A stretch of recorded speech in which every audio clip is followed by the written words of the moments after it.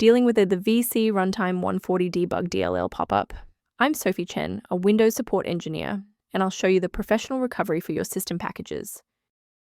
This DLL file is the debug version of the 2015-2022 C Runtime.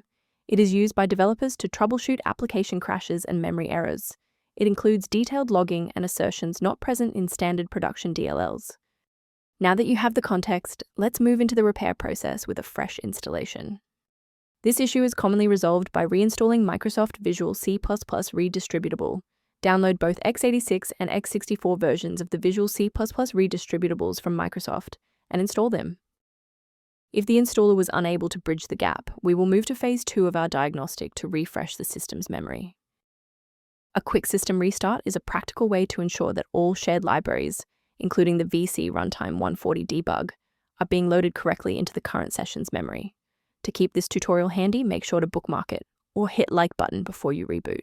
It saves you from having to look for the video again once you're back online. I'd like to provide a brief technical warning about the risks of using unofficial file repositories. Remember that manual replacement of the Vcruntime140 DLL is highly risky. Using unverified files from the internet can cause permanent damage to your Windows registry and lead to complete system failure. For those who prefer a structured maintenance plan, you can access an official diagnostic resource at the link below. Your PC deserves a professional touch.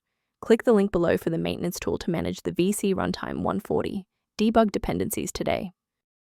I'm Sophie Chen. If this guide resolved the DLL error preventing Microsoft Visual C Redistributable from launching, please subscribe for more verified engineering fixes.